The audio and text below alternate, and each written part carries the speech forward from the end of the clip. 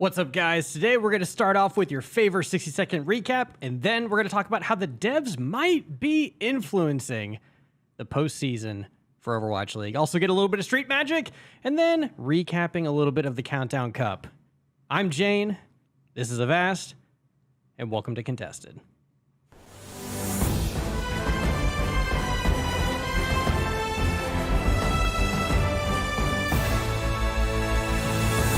Hello and welcome. I had a voice change over the course of that bumper, but we are back. Your post-Countdown Cup episode. We are here together in the Frontier Communications Studio. My name is Jayne. You are Avast. I always got to make sure I get that one correctly. And correctly, right, we're already messing up words. But I think the most important thing, before I even let Avast speak, I would like to point out that this man is not in his rat suit. And Avast, what do you have to say for yourself? I forgot the rat suit, okay? That's really it. I forgot, chat, okay? I forgot. I was doing other stuff, and I forgot. Okay, this is on you more so than me. What do you mean this is on me? Because you made the bet. I made the bet. Uphold the bet. But like I shouldn't have to remind you. No, you should. Because it's like all good I'm not your dad. All good debt collectors make sure that they're going to get paid. So the problem here... Well, I mean, if a debt collector is good, you want to make sure you're delinquent on your debt before he collects, which is what I did. Which I am. I am delinquent. Yeah. But the thing is that you didn't stop, you haven't, you didn't bust any kneecaps or try to make sure. Like, honestly, I would say it's your fault.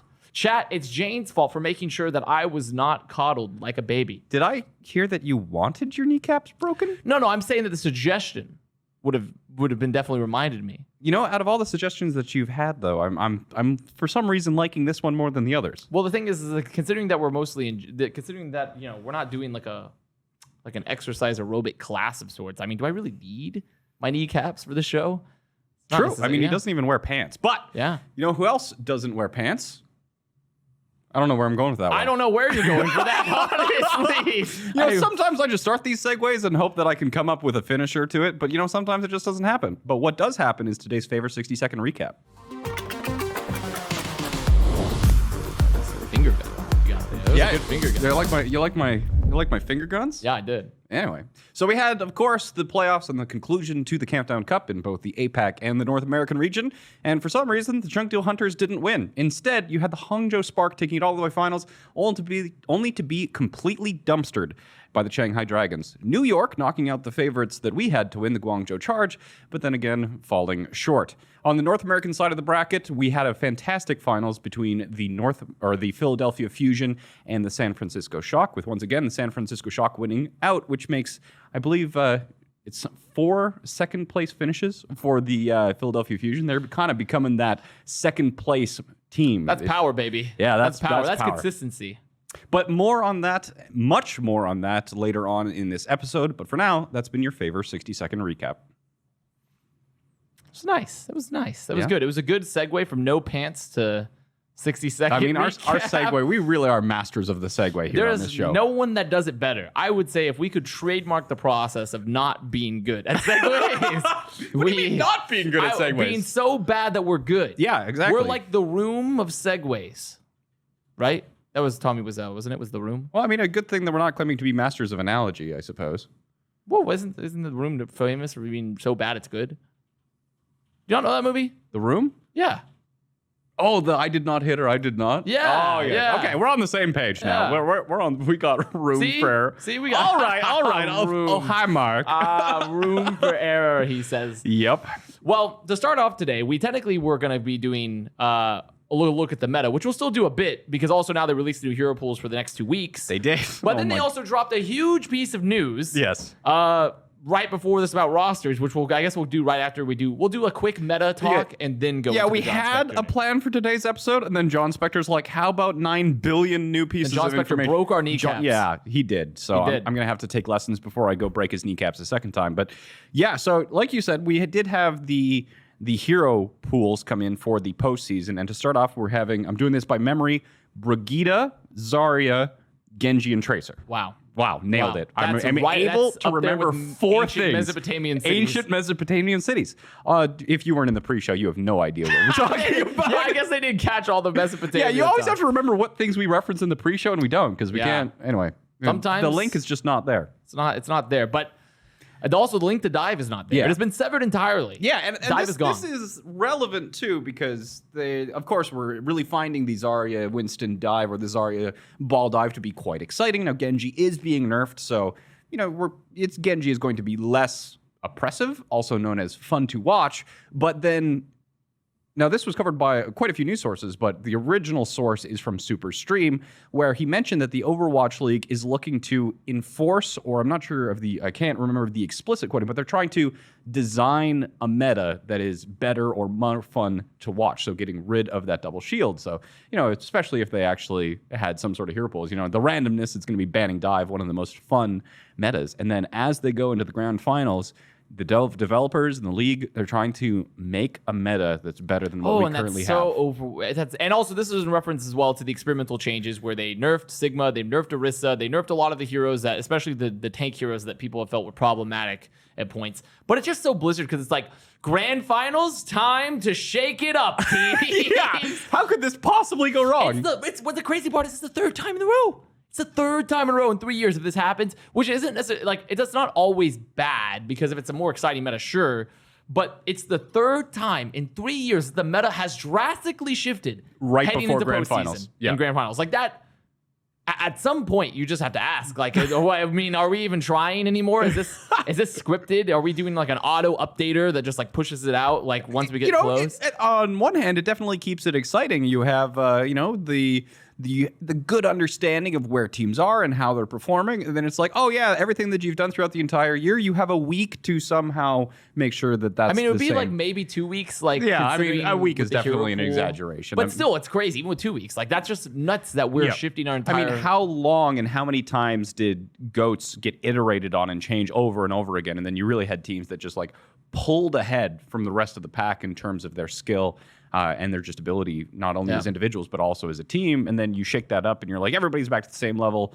and there's so much chaos in the first week of matches in a hero pool system. Even when you're going into the grand finals, it's like, yeah, sure, new meta, but nobody's kind of prepared on the heroes. The overall level of play is just going to be lower because it hasn't really been played that long. And especially once you're getting into the grand final situation, an additional difficulty to this is that the teams that are playing in the grand finals, there's nobody for them to scrim as they prepare to grand finals. Especially since a lot of these teams will be just rebuilding on top of that.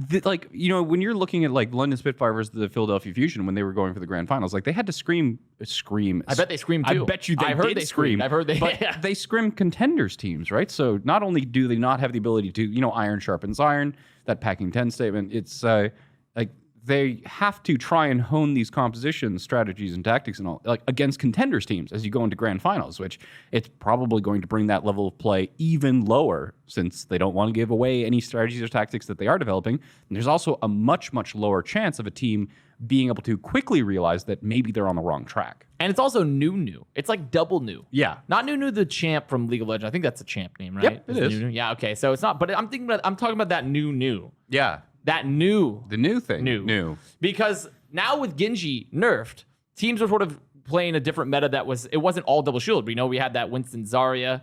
We had like Ball Zarya. So like it had shifted the paradigm a bit of play of like, okay, we're going to be hyper aggressive. We're going to play around Genji. That's really super fragging. But now that Genji is going to be nerfed heading in, so the new meta that could have been possible when double shields have been nerfed is gone too. So it's just void. It's not void the player either. Wow, I'm really having to, there's so many names overlapping with the terms I want to use currently. But the point is that this whole it's going to be a brand new world, a brave new world. But not as dystopian. Hopefully not. Maybe not quite as dystopian. But the point is that we're getting close. But it's who knows what the meta is going to be, and it's shifting again before playoffs, which is just wild. And with the new hero pools that have been released, there's not going to be dive. It's going to be double shield or spam comps because Zarya is gone, so you can't play Winston Zarya, can't play Ball Zarya. Genji is gone, Tracer's gone. So, and Brigitte's gone, so you might as well just like shoot at each other for like, you might as well just form a musket line and just volley fire at each other. You'll probably see like Ashe, Widow, Echo, those characters come back, which, isn't the end of the world, especially with Echo. We haven't really seen a lot of Echo since. But I don't really see Echo being viable at all because Brigitte is gone too. Oh, no. Yeah, how do you even play Echo when right? Yeah, because most of like the Echo, because of how quiet she is, like she's been mostly used as like a sniper assassin. So especially if you are going to be playing those, like that's mostly how she saw a lot of play is kind They of. could get Mercy still, I guess. They could still pocket with Mercy, maybe. I mean, but like that's just us speculating sort of thing. Yeah. Theory crafting. And, that's the other crazy thing is that I think from the leak, and I think it's pretty easy to classify this as a leak. Super is talking about information that he got from the Overwatch League Discord itself, but the implication is that the dev team is trying to design a meta. It's not that they're just trying to get rid of double shield or something, but it sounded like they were trying to actually enforce or craft something specific.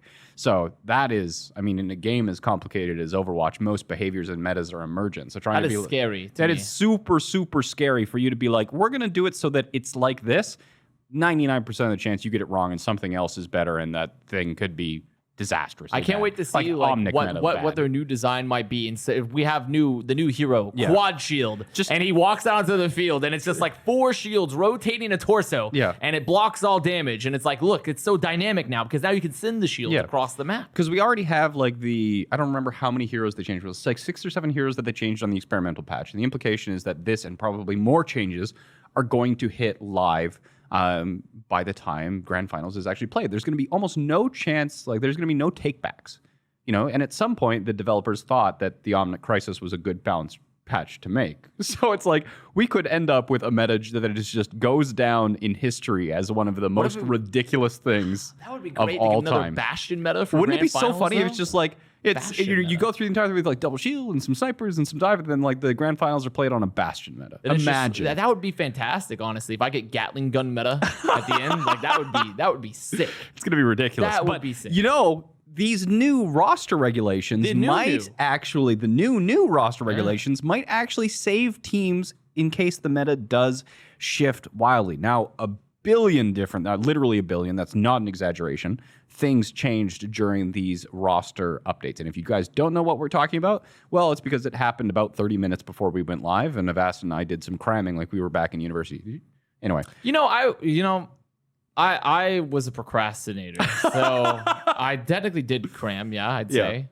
I guess so. But there are some changes. So first of all, let's talk about the ones that are relevant to potentially if a meta shifts dramatically. Is that they now have the ability to sign players for 30-day contracts in kind of an ongoing basis. Well, I think that's sort of something that it's just an extension of the 14-day contracts. Yeah, they've made it a longer period of time for the trial contracts as well. For the 2020 season, they have the option of signing people just for the end of 2020 as soon as they become free agents, and we'll get to the dates in a little bit. So, I'm not sure if this is the Decay rule or something like that. The Decay rule. But since people like Decay are free agents, they could be signed to teams who are participating in the actual playoffs. Yeah, in postseason. Decay could be back. Decay could be back. Theoretically possible now because the requirements is that they have to be a free agent, which they are, and they must have citizenship for a country in Asia and must be able to have an existing visa. So to Asia. So Decay could be back. Mm-hmm. He has those requirements met.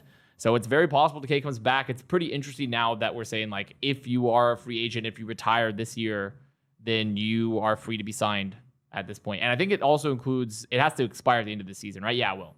And they'll then become free agents after the end of this. So the amount of things that this allows a GM or a head coach to do with their roster as they approach Grand Finals, they can be, something especially if you're somebody like Crusty, you could do a ball and cup trick or something and really mess with your roster. And ball and cup trick, huh? Ball and cup trick, yeah. You know anything about that? Protection. That's something to share later for the chat, but I have practiced the magical arts before. Have you? I have. That is something for later. But I also think that's pretty interesting here too, is that they are starting out the process for the dates in September 14th. Yes. Was when everyone can start signing free agents that are under contract, which I think is a little bit earlier than it used to be, if I remember properly. I don't remember all the dates off my top of my head, but that's not even the most important thing, because as we go on, there's been some just gigantic changes heading into the 2021 season. So we're not going to be able to cover everything that was released, because honestly, it's a massive document. And not only was it released, but it was also released along with kind of an intent or some reasoning and explanation as to why they're making these kind of changes that John Spector put out. So you can either find that probably on the news section of Reddit or on John Spector's Twitter. He posted a reply to the main Overwatch League tweet. So, but some of the other changes that are really hard to kind of absorb really what they mean are these contender changes as well. They are interesting. Yeah. And it's also, I mean, we said that potentially, like, why it's weird that they do them now, not before, when all the academy teams are now gone, but they're very, very odd. Like, well, not odd, actually. I would say on average, they're good. Yeah, they're on average, they're good. I think they're just Yeah. hard to understand what the implications are going to be. Now, let's just start with the crazy. What's the, like, we were talking about it in the pre-show, but what's the craziest change of all in of terms the, of the most esoteric thing, like you're just like, what? Like, Yeah, it's so you can have 2. So now there is no limit to now two-way players a team may have in general in the Overwatch League, right? So you Yeah. could theoretically have a 12-man roster of two-way players. You could. Think about that. And secondly, there's now contenders you're allowed to have 3 two-way players compete on the same contenders team, and a contenders team may field two-way players belonging to different Overwatch League teams. Yeah, that one is the crazy one I was talking about, is that you could have a contenders team that is not an academy team, having players on that contenders team, 2 players from competing Overwatch League teams, which is That's exceptionally odd. But also we sort of said that we don't think it's that much different than sort of like player loaning in a way. Yeah. But also if it's not an academy team, if you're not, because these are under squads that aren't under direct ownership often, because there's no academy squads really left. Who's running these rosters that are filled with mixed amounts of Overwatch League players from different squads even? It gets really weird really fast, because then you get into like the value of players being on a roster. You get into like ethics of like, well, if this guy makes them play badly, then it lowers your value, or it increases someone else's value. It's just I think the conflict of interest is probably one. If you have kind of 2 competing teams that have players that are teammates in another context, it's weird.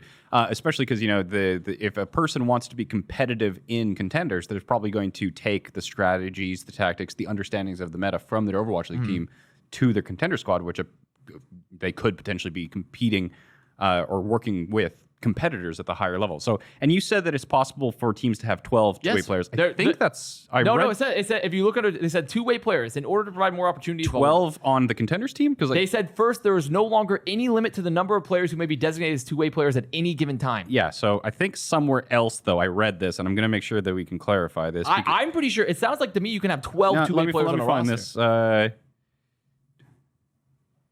This document is huge. Where is it? Season-long contracts, right? And then... Says nothing about two ways. Says nothing. If a team has at least 7 players signed to season-long contracts, a team may sign additional players to 30-day contracts. Yeah, but season-long... You can be a two-way season-long player. What? You can have a full Overwatch League roster of 12, is what it sounds like to me, of two-way players. Which also is not that crazy, actually. I actually think that's a way better system, because that's how they do it in League of Legends and stuff. Because you can just move your LCS and your Academy squads back and forth. So you can literally just move your full rosters as you desire anyways, unless there's a contractual disagreement. Unless they've written into the contract, they can't.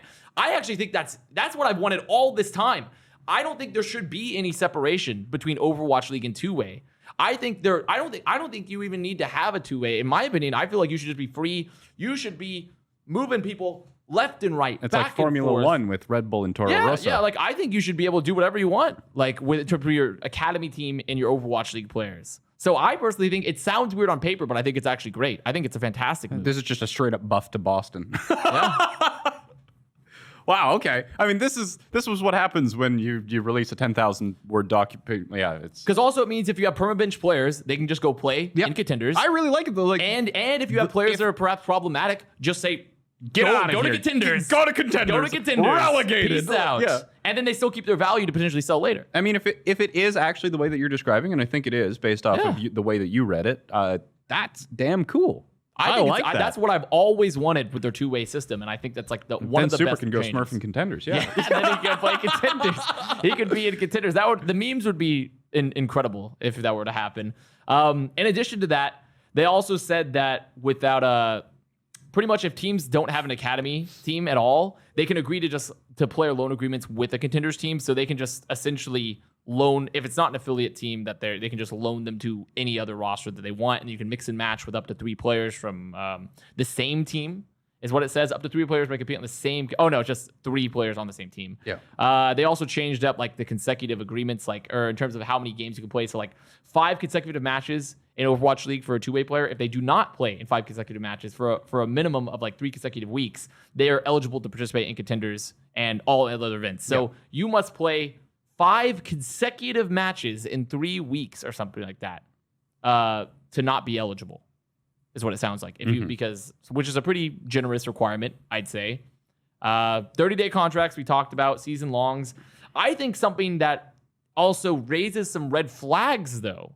This is good news. What's there to bad news? Bad news. Bad news. Season-long contracts, they're now having buyout fees for their season-long contracts. This is a big change. It's a huge change, I think, actually, and it kind of lowers the protections for players, for a lot of players, I think, actually, where season-long contracts are now terminable by the team without cause, subject to payment of a buyout fee to be agreed upon by the player and their team.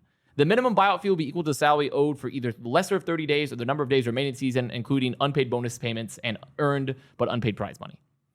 So notably, previously, if you were to terminate a contract without cause, you would have to pay out the rest of their the rest of their contract. Salary. So this change can be lower because it's either a minimum of 30 days salary, or if there's less than 30 days left in the actual season, then whatever is remaining. Pretty much left, yeah. So it can be dramatically lower than the buyout to terminated contract previously. But if negotiated, it sounds like it can also be way higher. But the thing is that very few. It's much like a lot of clauses where some of those clauses are great for the high level players, right? You know, your huge the names, Rouge Hongs, like the Fissures, Carpes, like those guys are big benefit. Like they would be paid out like an incredible amount if they get released early, probably because they're like a huge signing and they want the guarantee. But if you're a player with not a lot of brand value, with not a lot of results behind you, why would any team agree to that? Yeah, they wouldn't. And they would just fire you and pay less. So that means theoretically, if you were a player that gets signed and you play half of the season and then the team's like, the most example, the Titans. I think the Titans are a great example here. Yeah. The Titans are just like, well, we're going to release your contract. Generally, unless if it's a mutually apart agreement, everyone just says, okay, we're not going to pay out your free from your contract, go. But if it's not mutual, and it's not for a cause, as if like you were being being racist or sexist on Twitter, or if you did like something that would never happen. That would never happen. Or if you were to like violate your contract in some other ways, like gambling, or I'm sure there's gambling. I'm not sure you technically are not allowed unless you're gambling on league matches. On league matches, yeah. Right. So any sorts of those reasons, if they release you without clause in the middle of the season, not clause. I wasn't going to point anything out. It's a Christmas day. No, without cause. They could just pay you out a month's salary and be done with it. Yep, not the rest of your contract. You just lose 6 months of salary. All of these changes dramatically increase the dynamism of the players within the league. Yeah. And the teams are a lot more flexible to change their rosters and get stuck into contracts a lot less often. Yeah. I think good changes, but dangerous for new players. I think that's very dangerous. It's a slippery slope. It's a slope that we already hit with the Titans, where everyone was just like, "Well, screw it, peace." Yeah, but at least there was mutually agreed upon, except for Fissure, where Fissure said, "No, I wasn't paid out." And I mean, apparently, what's he going to do? Apparently, they did say that the league offices said, "Well, it was for a cause, so it was legitimate." So. Not much else to do unless he goes to court for them, right? But now there's literally an option to just release your players early and pay them out a month, which is pretty big because on average, Overwatch League is the only place to go make money in Overwatch. And so if you then sign and lose all of your opportunities to be on a contenders team, or considering that there aren't like really academy teams, and you just lose that lifeline for the year, if they just say like, well, we want you gone, we're going to pay out a month, because it reduces the burden for teams to get rid of players. It's flexible for teams. It's super flexible, but it is definitely lowers the protections for players a lot. Yeah, there aren't a lot of options for players after they've been released from the Overwatch League to make money in Overwatch. There's only so many jobs where you can get hired to mess up words and flame your employer. So, yeah, so I would say for the reality of our current the COVID landscape, these changes all. You almost straight-faced that. These changes all make a lot of sense, but it is worrying for player protections, I'd say. That's the big thing. But we'll just have to see how it develops, have to see what happens from there. I can expect some potential controversy in the future already, though. I can already see something's going to happen. For sure. I can already see it. And, I could see a lot of things into the future, perhaps. Yes. Because, as I said, I have I have practiced the dark arts before, Jane. You're mentioning this, and I'm so excited. And recently after the Countdown Cup performance of the Shock, I learned that the Shock coaches, specifically Crusty, they actually taught magic, and so I went to mimic some of that crusty street magic out on the streets of San Francisco. This is going to be beautiful.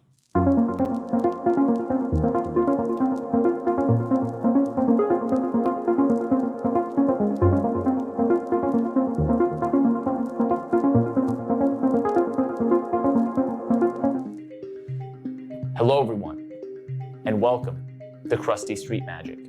I'm here, Avast, a practitioner of the magical arts. It doesn't matter what it is because it's magic. You don't have to understand it. And we're going to start our first trick today by making the Shock disappear. How, may you ask? Well, of course, through our Philadelphia brand fusion kerchief of magic. And when I put this kerchief over this, much like what you would expect to happen in the Countdown Cup, the San Francisco Shock shall disappear by my power, the power of Crusty Street Magic. In 3, 2, 1.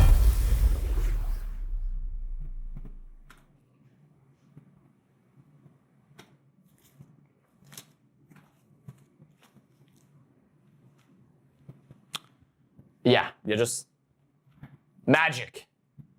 Crusty Street Magic. And for our second trick, here for Crusty Street Magic, we're going to display to you live in real time the first ever reveal of the Shock Genji player.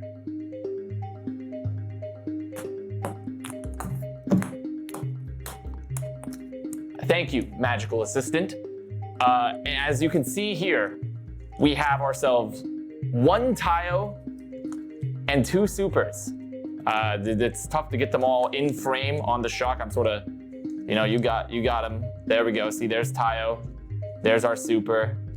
Is much like his actual, not really, actually, it's actually inversely proportional to his real skull size. And of course, to aid in this magical quest, we have the most magical item of all, red solo cups.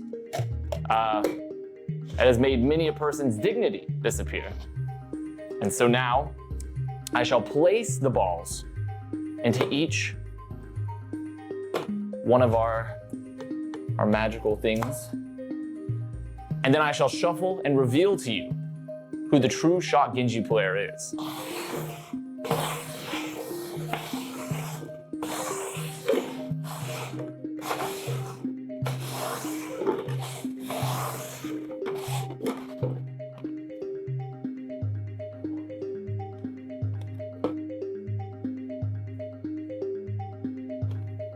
And now, after this vigorous shuffling, I shall reveal through the powers enabled to me through Crusty via magic, the Shock Genji player.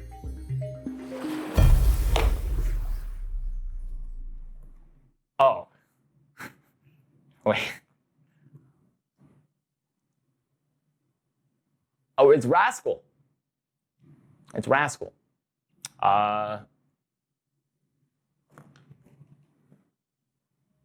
Well, this has been Crusty Street Magic with Avast Brain Lunatic. Well, you want to know what I think is the most magical part about that segment? Yeah. The fact that you didn't pull a super ping pong ball out of those red cups, and yet here you are, magically not in a rat suit. Yeah, well, like all great acts, don't ask.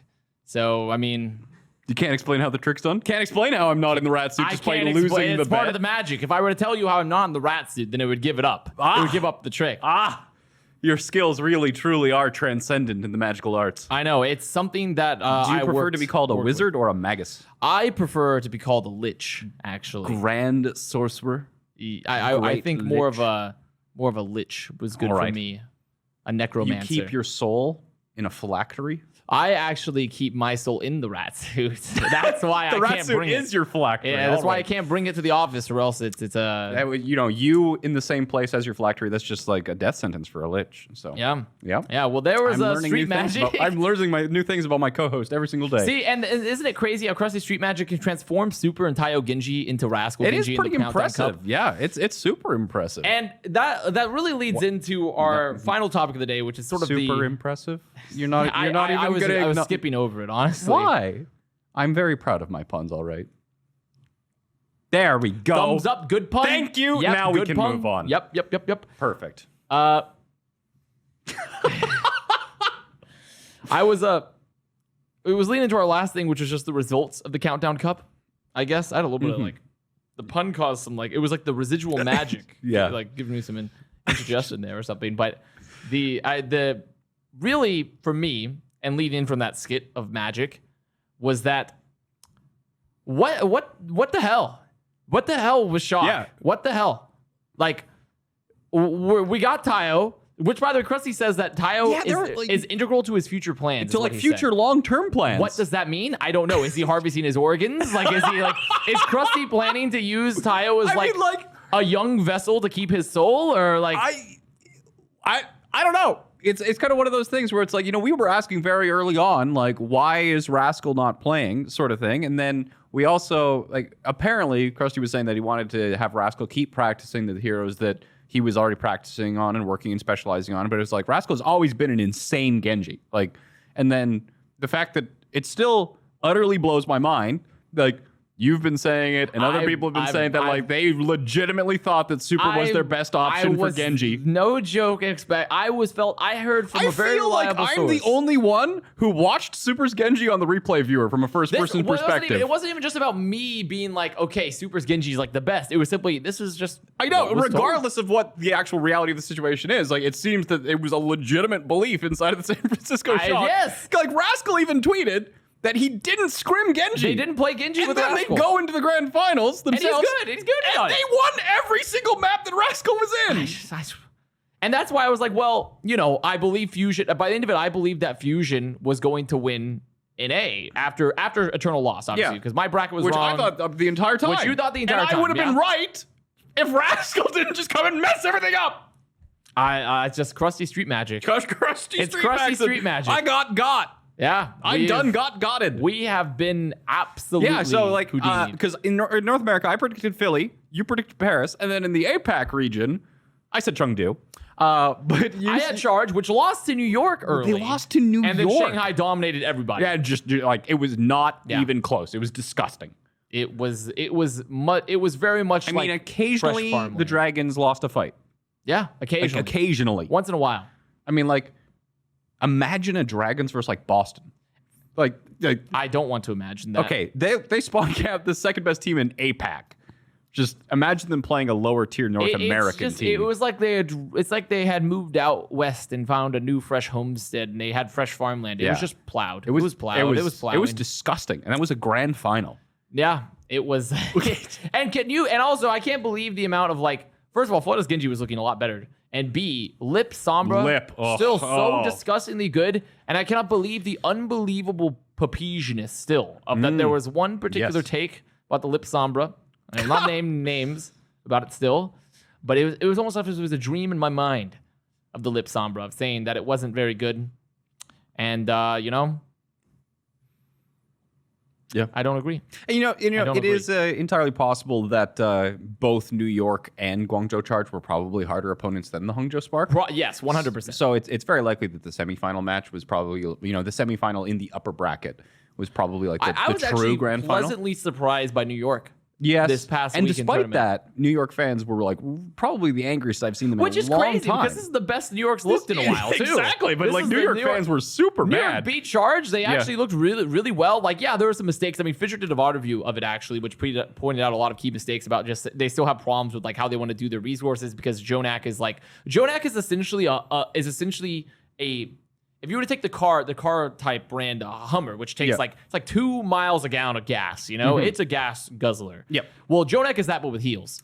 And so Jonak needs like 20,000 heals per second because of how aggressive he is, and they still can't split the resources effectively. It was Fissure who reviewed the New York Guangzhou Charge game, wasn't it? It was, yeah. And he was talking about, I think the analogy that he made was between him and what other player on the New York being super aggressive? It was between him and Hoxel. Hoxel. Yeah. Yeah, and that they had two people now with the inclusion of Hoxel who needed the same amount of resources that Jonak did alone. And that's, they don't have enough support sustained in the same way. This is a similar problem to we were talking about Los Angeles Gladiators. Now, a different level when you're talking about players like Jonak and Hoxel to what the Los Angeles Gladiators are dealing with. But, there are only that many kind of superstars you can support on a single roster. And that seems to be to be fair, I don't actually think that's necessarily true. I think ideally that's when your coaches step in and be like, hey, Stop taking so much damn damage. Yeah. Stop hogging all of our team's resources, right? The thing is, Superstar, this isn't like a cowboy western where it's like, there's only room in this town. There's not room enough for the two of us. There isn't. Like that. It's not the case. Good coaches would be like, listen, you're going to shrink down, okay? You're going to shrink down a bit to fit into said town. Okay, I'll stop. You got two guns there now. Double barrels. Is really fitting in. But like I do think that it's sort of weird that like that's the sentiment. Is like, well, Jonak just requires so many heals, and thus maybe Hoxel, he's just gonna have to maybe we'll trade him, right? And it's like, no, that's not the answer. The answer is not that Jonak takes so many heals, and thus we must take someone that takes 0 heals. The answer is that Jonak just should take less heals, or require them. Or Hoxel take less heals. Okay, fewer. I mean, less is still because we're not doing with numerics here, It's fine. So IMT is a beta. Not necessarily. Yeah. Like it's more of just that's the solution. There is not to remove good players, but to just scale down the number of resources. Yeah. So I do have to. Before we get back to talking about the NA region, because I assume we have more to say. Yeah. From seeing the APAC region, who do you think your MVP candidate is? I mean, my honestly, MVP candidate does not change based off the region for me. Honestly, I think I will say though that Shanghai with like Lip Sombra because they've so consistently pushed Sombra. Yep. So often, it is nasty how much value and sort of have the way they've innovated around the Sombra play. Because even around double shield, because everyone was like, well, we don't like Sombra to double shield, myself included, for a long time, because it's hard to get the max amount of value you need for all the poke and the angles you need to take. And the Sigma and the Orisa can sort of deny a lot of that. But I am impressed with how Lip has been looking on that. But still, for me, if I'm being honest in terms of a player that completely changed, like the player that still most completely changes the team performance would still be Hanbin. Mm-hmm. But I think if we want to split up, maybe not have the same ones, then maybe we would change but I do think that like Hanbin for the Paris Eternal, just because also they don't have another off-tank player, which is a very important part of being a very valuable player. But that guy's just so consistently good for the Eternal. Yeah. And he's been improving throughout the year. Yeah, too. He's just so good. And he's able to play multiple heroes too, but he's mostly played Sigma. Like I still have to stick with Hanbin for an MVP. Rookie of the year, different, because there's also so many good rookies. Yes. But that's me for MVP still is Hanbin. That's how. What about yourself, huh? Yeah, you stole my Hanbin one. Yeah, you can. But also, the thing is, we'd be contrarian because it's not on the list. If I were to pick someone from the current list of allowed MVPs, of state allowed MVPs, state sanctioned, Overwatch League being the state, I mean, it would probably alarm. So yeah, I mean, he got 80,000 votes last night. Yeah, he got a lot of votes. Yeah, I mean, it's the Overwatch League voting mechanism itself is kind of funny right now. If you're just logged out, you can vote repeatedly. So people are starting to bot it, and then you have the entirety. But once again, it's only 25% of the popular vote. Really so in matters, the actual determination of who the actual MVP is, kind of just throwing your time into the trash can. Whoever's botting it out, just a bit. What do you do? Well, what about yourself? How about you non-sanctioned and then your sanctioned MVP? Well, I am still so sad that Krong is bottom of the voting list right now. That's fair. I think he's last on the MVP result right now. So, it's he's been kind of talked about in the smaller corners of the Overwatch community, but I don't think he's gotten a lot of talk kind of like on broadcast or any like the big names. He's kind of just been like, have you heard about Krong? I can't believe he's a rookie sort of thing. So I think that he's really undervalued and did kind of really cement himself as one of the main reasons that Guangzhou Charge was so strong. Yeah. And then I think another like undervalued candidate, he's just been so consistently strong. It just doesn't seem like, there's a lot of this MVP voting is based on like recency bias or like something being novel or something like that. But a person who has been so consistently performing, you got to also mention people like Choi Hoban, Violet, those guys as well. I think are. Like, Violet had a crazy good Zenyatta play throughout the entire cup and before that. So Violet can't be understated. But if you're making a pick, so your picks are, what are your picks here? If I have to pick, I made my picks. Come on.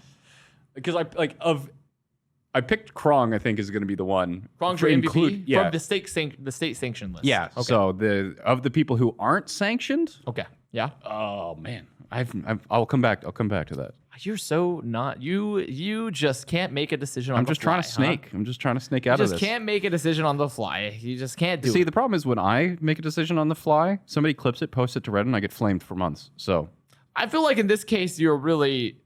Especially if you're going for lower down on the candidate list, which are really going to get all the hipsters are going to be like, actually, Jayne with a really good point here. This is going to be that you've gone the opposite direction in that particular case if you hit the lesser known ones. But I guess then if we're waiting on your MVP, your non-sanctioned, like not on the list. I assume by non-sanctioned we mean not on the top 10, right? Then we'll move just not on the list.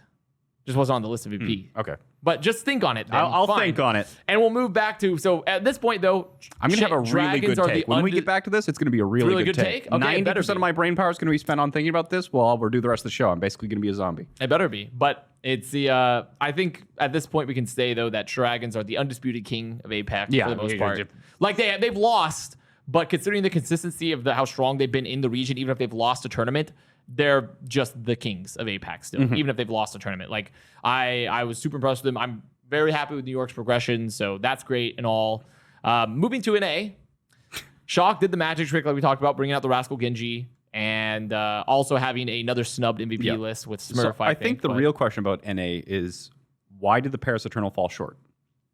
Looking at it, they had, from what I saw of them, Sparkle and Fielder both had exceptionally bad games. Yes. So which are so crucial to that team's success. And, even when you were mentioning Mahanbin, I was going to bring up the fact that they really have three candidates who should be considered for, whether it's the MVP or the Rookie of the Year. And I know Paris is kind of one of those weird ones where their candidacy for those positions is affected by playtime. Yeah. But, Sparkle and Fielder, like Sparkle, Fielder, and Hanbin have really been just like three shining stars. And at various points in time, like you got to remember that Fielder was this team's third pick for flex support. They went through two other ones before they settled on Fielder. Technically, it wasn't a third pick. The other two left. Yeah, it wasn't like he was fat kidded. They literally had to get a new flex support. Yeah, and then they ended up with a better flex support than the previous two were, I think, completely hands down, unarguably. Yeah, Fielder's insane. And this is on high ping. He was high ping. Yeah. He was doing that well on high ping, too. So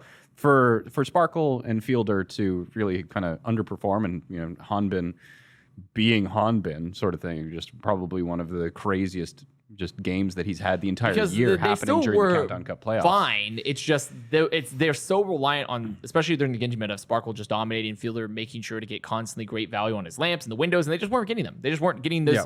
They weren't getting the value they needed out of Fielder. They weren't getting the value they needed out of Sparkle. And people pointed to the XE Sombra, and I don't think the XE Sombra was perfect, but then he also came out on Widow, and his Widow was incredible. So I can't really point to, because at least XE had very strong moments, but Sparkle and Fielder were very underwhelming. I think you just can't have those two, especially Sparkle at times when it's Genji meta, be that silent when you get to the end of a tournament. It just can't happen.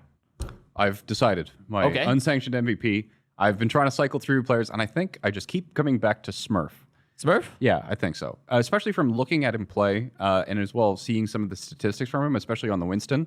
There were a lot of plays that I think, like a lot of team fights themselves, that were really truly won off of solo plays that Smurf made. Yeah, and he made a bunch of incredible ones this tournament. Really a lot of them. Especially like such a visible gap in mechanics. It kind of reminds me of watching Gushui play at his peak. Yeah. So, I'm trying to think of like counter arguments, but it's everybody that I'm thinking of as secondaries. So you've actually just picked all the ones that are going to, like, you're worried about Redditors, but all the Redditors are like, actually, I do love Smurf. I love Smurf. And it's like, wait, and he said Krong? Upvotes to the left. Upvotes to, like, you're safe. You're pretty safe on those picks, but they're good picks. I mean, that's what happens when I actually put brain power into it, right? Those are good picks. So, and the problem is that now, like, no matter what you pick, no one's going to be happy. You literally will never, no one will be happy with your picks no matter what. Because everyone's like, well, what about Fearless? Well, what about this person? You know, what about Carpe? What about Fleta? Yeah. What about, no one's ever going to be happy. So you know what? Just get over it. And that's when I say now the MVP Get conversation, over it, chat. it's yap. And if I see another MVP notice in the chat, I'm yapping it. And all of you should yap it too. Now we begin to I'm yap honestly again. surprised I didn't get yapped when I brought it up. we're back to yapping. We're back to yapping. Okay? All right. We're MYP, most yapped player. Most yapped player. But Well- so talking about an A, Paris, disappointing. Not bad, just disappointing because Yes. of performance. Shocked at the It just seemed, it's swap. It's a playoff. It's how you show up on the day, right? Yeah. And I think Paris just showed up weaker. They did. They didn't have like the ideal matchup. Fusion looking still incredibly good. Even if they lost. I mean, like they could have won that. They could have. They could have. It was really close so at times. I would have been so happy because my NA bracket would have been perfect if they won. Hisu. I mean, like speaking of, besides Alarm just having a crazy and he's MVP. Like we don't have to say any more about Alarm. Like, which by the way, someone threw out a stat. Alarm has like 3 times as many kills as the next Moira player. By the way, in like, the league. I don't know what that. Like, I love it's that. like nutso. But Hisu was so good in this tournament. And people were like, I can't believe Carpe is bench. And I'm like, I can. Like, it's not that Carpe's bad, but Hisu's out here playing Sombra. Yeah. This dude is Sombra's nasty. Like, Hisu is an incredibly good pickup. Terrifying. An like that. The Fusion roster is so, it's actually unreal how stacked the Fusion roster is, and then still lost to the Shock, who played a Genji with 0 scrim time. Yep. Yeah, that's really telling. I mean, it's one of the things we've talked about is Philadelphia Fusion, if they really do want to kind of start really taking it to the San Francisco Shock consistently, let alone kind of trying to go fight against the Shanghai Dragons once they cross the ocean. Like, they need to stop relying on superstar power. You know, the way that you upgrade the Philadelphia Fusion isn't trading out one superstar for another one that's just slightly better. It's like the team play, the I cohesion. actually feel, here's an interesting thing is that Albert raised it in chat. I was about to bring it up. Was that Is Albert even here? Yeah, Albert is. Yeah, that, Hi, Albert. as he's known by in other circles, Dicko mode, as they call him. Ah, yes. That's what they refer to him Yeah. as. But Albert says as long as they play Sombra, he should start over Carpe 100%. And I actually think that's not only true, but it's a future proofing for Fusion in a way, because looking at Shanghai, who have utilized Sombra so much throughout the year, really effectively. I don't know. I know Shock can play Sombra, right? Shock can obviously play Sombra. I mean, they can play everything. They can play even everything. have a backup player Yeah. that's really only there to be harvested for his organs. Yeah, So- that's also true. They also Yeah, that someone to give vitality to Crusty. So not only he's starting on Sombra because he's better, but also because it just allows Carpe to focus on what he's strong and at. I think it future-proofs them in a way because it's so important to have a really good Sombra player because of how just at the end of the day, if you cannot use your abilities, yeah. then Yes, like it's- Sombra and Genji are one of those characters that is never like consistently meta, but when they show up, they are always meta defining. And if you don't And have, Hisu's the only Sombra in NA I think that has even come close to the level of like Lip Sombra over in APAC. Even close, in my personal opinion. I don't feel like I've watched enough to disagree You'd have to watch with it. you. But I personally, as of right now, Hisu is the closest to comparing to Lips, which I think is a very important meta future proof, especially when Genji's gone. But who knows? I mean, we'll have to see what happens. Like BQB can play Sombra really, really well. Shock will obviously have good Sombra players, but as of right now, Hisu has had the best Sombra in NA from when they played it. Disappointments, perhaps, or any other middling teams that you'd like to talk about? I think one of the other things that I just kind of wanted to muse on for a moment before going to the mailbag is just like how many players have gone from really, really top tier teams this year onto other teams, whether they're middling or lower tier teams, and seen no results or improvements on those rosters. Like on a player basis? Like Janu, Architect. Janu has definitely gone 100%. I mean, Architect I don't think is like quite fair because Architect still has put in some okay performances with Spark. Individually certainly, but not to the Janu point. though, Janu is, but also that's more of just I'm a tank player on a dumpster fire for team. I mean, Janu, especially like last year, I think people wanted to rate him as the best off tank in the league. and I think he was. Like, you know, I'm one of the guys who is always a stickler for like, it's just a mediocre player on a good team. But I think Janu like legitimately was. See, I still would have put Choi last year. Yeah. But the thing is that like it still wouldn't have been unfair to say Janu. But now he looks really bad. I mean, speaking of the Justice, the Justice. I mean, they almost beat the Fuel. They almost beat the Fuel. Who had just had their wanted team to bleach my eyeballs their after team that just game. like tactically disassembled before that. Like, so I have to, and then I saw the best comment. Dude, the Justice GM was like, couldn't have asked for any more from the squad on Twitter. And someone responded to why not? thought that one was too good. Why not? Why can't we? Why can't we ask for more from the Justice when they have Jonu and they have like Aim God, whose Ana and Zin was it was actually incredible. Aim God is probably the only player that have gone from like a really bad team to another equally bad team, like around there. And his Ana and Zin was actually his Ana in particular was fire during the series. But good lord, his team is they just don't know how to play Overwatch at times. They just really do not. Yeah. So I also asked why not? Why not? We're like, why can't we ask for more from Jonu and Aim God and Tubo is one of the best Genjis? Like, I don't understand how we cannot ask for more. Well, let's instead of asking the Washington Justice to actually learn to play Overwatch, let's ask the mailbag what the answers they had to last week's question. So I want to do one more thing. One more team. I segued too early. One more team. And this is it. This is the final because there's a lot of disappointments.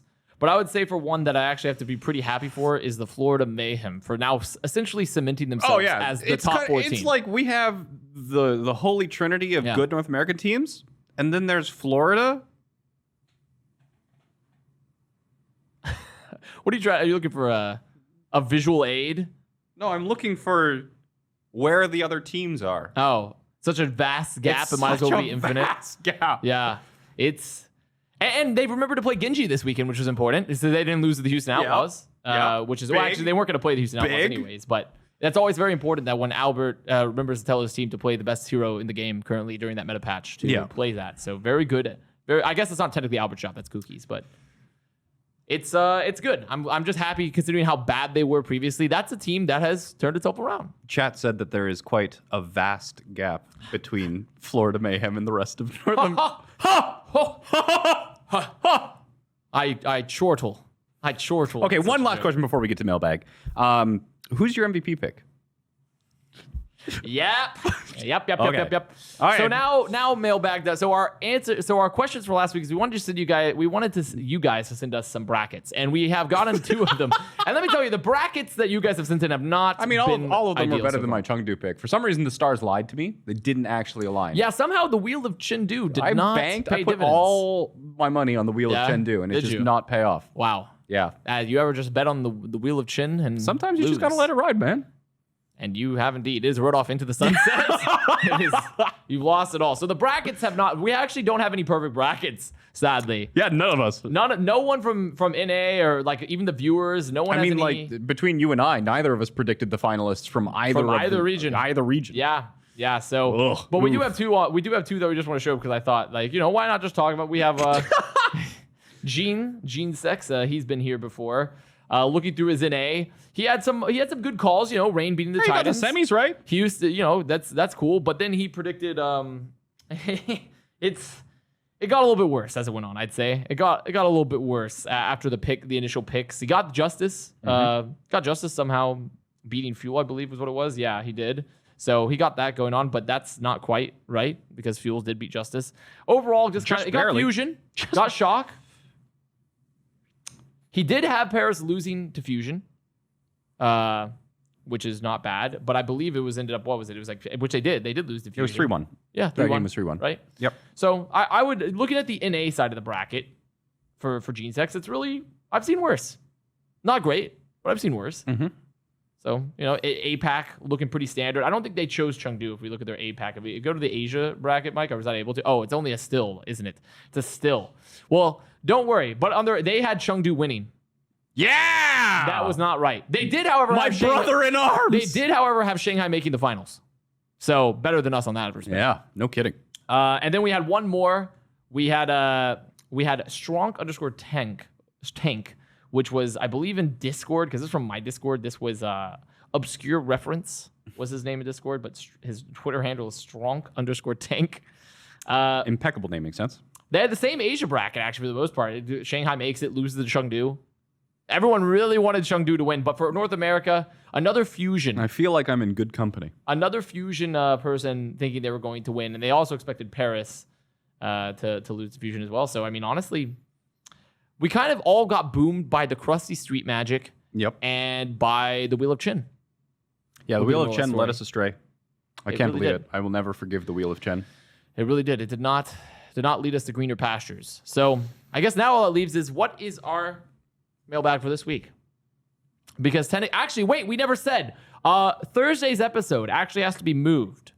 We're not doing a Thursday episode, but for Wednesday, we are shooting something. Yeah, so special. Not Wednesday. Thursday's episode, it has to be released pre-recorded. Yes. Because this studio is being used for a Rocket League broadcast. Yeah. So, but we are going to be releasing something for Contested. and I swear to God, I will break your kneecaps if you don't show up in a rat suit. The rat, I can assure you, chat, that it's very likely the rat appears. It's very likely for this special. If you want your kneecaps. If I want my kneecaps. So I guess actually then in that case, our mailbag then would technically be for next week? Yeah, I guess. Not for this week? Because we're pre-recording and sending out a special segment for a rat-based segment for the next thing on. Are we putting it out on Thursday? What's our? I think I don't our know, plan. we'll figure it out. We'll figure it out. It'll go out. I'm sure we'll tweet when it happens. Just follow me on Twitter, please. Okay. Well, follow me on Twitter. I feel, but Don't follow him. Follow me. He won't be. So for the mailbag though, what should we ask? Heading into should we? Do we have some? Do we want to do meta? Do we want to talk about experimental changes? Do we want to see what meta we'd like to see for playoffs?